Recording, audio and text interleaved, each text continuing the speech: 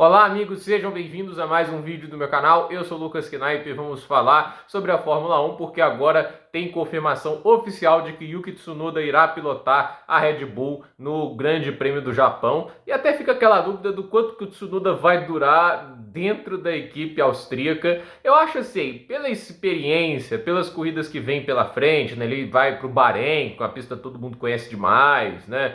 Eu acho até que ele tem uma tendência a ter uma performance melhor do que o Liam Lawson, até por entender mais esses carros de Fórmula 1 pela experiência que tem neles, por quanto tempo ele pilotou neles. Mas a questão é, ele vai pilotar no nível que a Red Bull pede para ele? Ele vai conseguir acompanhar os principais nomes ali da categoria?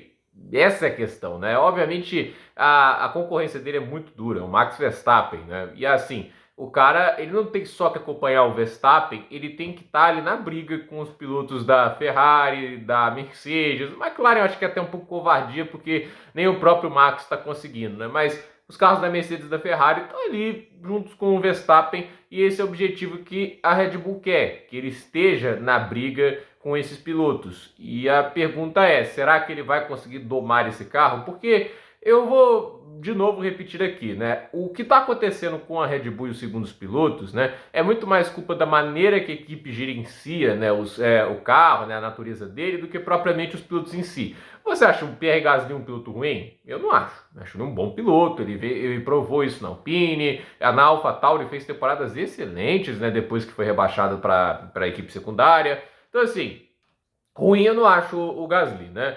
Ele, inclusive, ganhou uma corrida com a AlphaTauri, ok, né? Tipo, teve bandeira vermelha, ele se beneficiou, teve a punição do Hamilton, mas ganhou. Vitória é vitória, né? E aí você tem o Albon. O Albon tá fazendo um bom trabalho na Williams. Até agora tem dado um baile em cima do Carlos Sainz, né? Que a gente nunca sabe o quão bom é o Albon, visto os companheiros que ele já teve na Fórmula 1, né? O Latifi, né? Assim, você vê os companheiros que ele teve e você fica pensando, a vida fácil que ele tem, né? O Sargent, mas agora que o companheiro dele ali é o Carlos Sainz, a gente tem uma regra interessante até agora, ele vem se virando muito bem. Então assim, você tem esses pilotos que são bons pilotos, mas ambos foram para a Red Bull e ambos não acompanharam o ritmo do Verstappen, ambos ficaram muito atrás. O Gasly, acho que naquela primeira metade de temporada que ele durou, 12 corridas, em 4 ele levou volta do Max Verstappen. Entende? É muito assim, humilhante você levar volta no mesmo carro, mas aconteceu 4 vezes em 12 corridas. Eu não acho que ele é ruim a esse ponto, né? Isso tem muito a ver com a confiança que você tem no carro, né? E eu já expliquei aqui de novo, né? O que acontece? O carro da Red Bull, ele é um carro de uma traseira extremamente sensível. Por quê? Quando você sai de frente, o carro tenta sair para fora da curva, mas é o que os pilotos mais gostam, porque assim, quando o carro sai de frente, você consegue fazer o contra-esterço, entende? O carro não tá rodando, ele só tá escapando um pouco, né? Agora, quando o carro sai de traseira, né? O carro tá meio que rodando, né? E aí o que acontece? Você tem que virar o volante para o lado contrário da curva para controlar, né? Fazer esse tipo de correção. Não é o que os pilotos gostam de fazer normalmente, mas o piloto que consegue controlar um carro traseiro, que a frente é muito responsiva, você vê que ele consegue, quando o carro meio que faz esse negócio de rodar, ele não está apontando para a curva, para a porta de dentro, você consegue carregar mais velocidade. Então você consegue sair das curvas muito mais rápido. Então é aquele negócio, né? Esse estilo de pilotagem do Verstappen vai funcionar bem para esse carro com a traseira toda solta. Mas aquele negócio que a gente fala para os segundos pilotos, quando eles sentem a traseira escapando, ao invés de ser igual o Max e conseguir controlar, eles vão, às vezes, ou tirar o pé ou fazer um contorno menos eficiente com medo do carro rodar. E quando você perde a confiança, você vai perdendo os décimos, você vai perdendo os centésimos. Então, assim, é esse tipo de coisa que a gente fala, né? O estilo do Verstappen, ele lembra muito do kart, né? Porque o kart não é um carro que tem lá aquele hipercontrole, ele é muito potente pro peso pequeno que ele tem. Então ele tende a ser naturalmente um pouco mais traseiro, mas você consegue até deixar ele mais traseiro dependendo do seu gosto. E o Verstappen é um cara que trouxe essa característica, né? Desde a base, né? Ele não ficou muito tempo andando de Fórmula e consegue trazer isso para a Fórmula 1. O Schumacher era um cara que fazia muito isso, só que o Schumacher ele tinha um negócio diferente, né? É que o Schumacher era conhecido como o malabarista dos pedais, né? Porque o Schumacher, o que ele fazia? Ele freava, né? Qual é o natural? Você acelera, freia, acelera de novo, né? O Schumacher assim, ele freava e ele telegrafava no acelerador para manter os giros mais altos, né? Aí ele conseguia, nesse malabarismo dos pedais, ganhar mais tempo em relação aos companheiros de equipe, tirar esses décimos que ninguém conseguia tirar. Então, a questão é, você tem, cada piloto ele tinha uma maneira, né? O próprio Senna também tinha isso, né? De fazer esse malabarismo do pedal, né? para conseguir ganhar tempo. E o Verstappen tem esse estilo de pilotagem à la carte, né? E ele tem uma noção real de como o carro vai responder aos comandos dele, que é uma sensibilidade muito, assim, sutil, que é difícil outros pilotos terem. Eu acho, assim, alguns pilotos vão ter dificuldades, mas talvez pela habilidade extraordinária consigam lidar com isso. Para mim, esses pilotos seriam o Russell, o Leclerc, o Alonso, o Hamilton. Mas a minha pergunta é, quem estaria disposto a comprar isso, né? Ir para a Red Bull nessa situação, nesse contexto, assim, poxa, e ter essas dificuldades todas? Eu acho assim, ninguém está querendo ir para lá. Aí sobra para a Red Bull quem? Os seus juniores ou alguns veteranos com coragem para ir para lá, que foi o caso do Sérgio Pérez, né? Porque se ele não fosse, ele nem teria vaga no grid lá em 2021, depois que o Stroll, o pai do Lance Stroll, né, tirou ele da equipe para colocar o Sebastian Vettel. Então, eu acho assim, você tem ali essa situação da Red Bull, que eles fazem um carro que é muito destinado ao primeiro piloto, né? E o segundo piloto paga o pato, né? E ele não é valorizado dentro da equipe. Eu falei ontem do vídeo, né? O Horner falou que ignorava o feedback do Pérez. Assim, imagina a cara de pau, né? O cara fala que tá com dificuldades e o cara ignora por um ano para depois falar. Eu acho que ele tava certo, né? Que a gente ficou ignorando porque o Verstappen continuava vencendo, entende?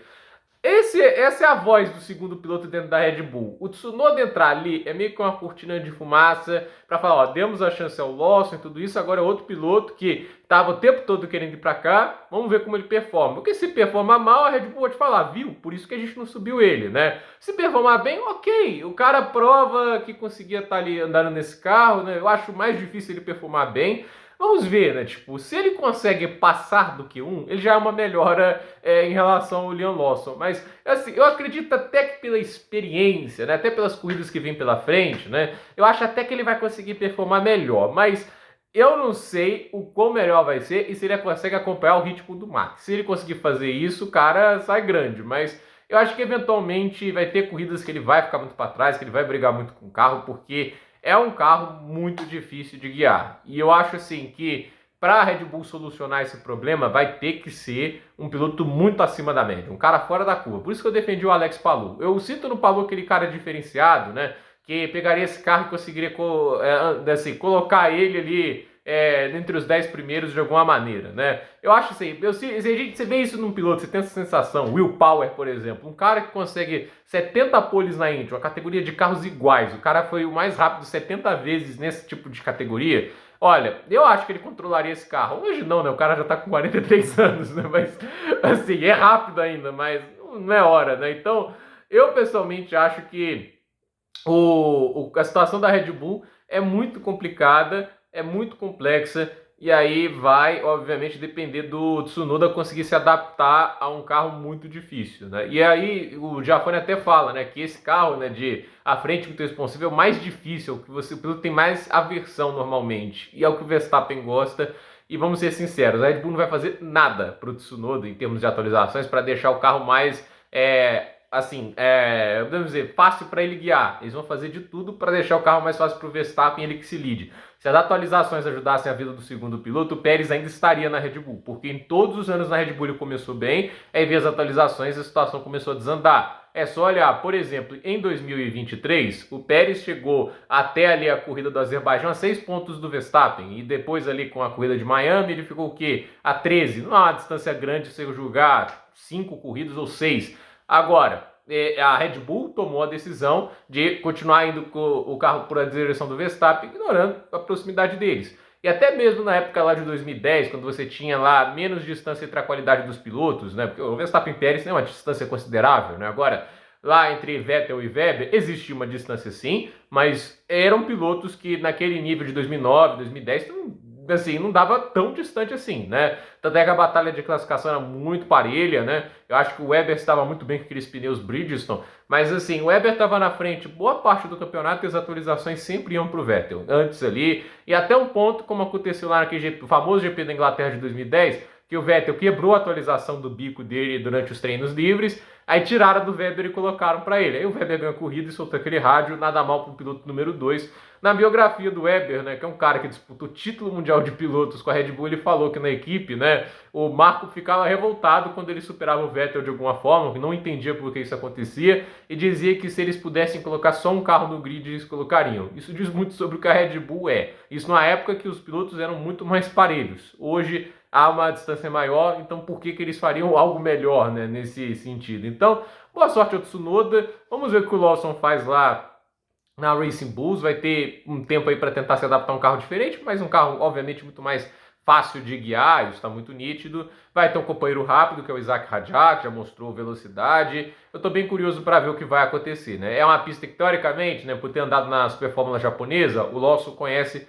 muito bem. Mas é aquele negócio, né? Será que ele vai classificar à frente do Tsunoda na Racing Bulls? Isso diria muito, assim. Eu acho que seria mais do que nunca a resposta para falar. O problema maior dessa estação da Red Bull, com certeza, é um carro extremamente arisco e não os pilotos, né? Porque, eu repito aqui, os Albon, o Gasly, o Pérez não são idiotas, entende? São bons pilotos, já provaram isso na Fórmula 1.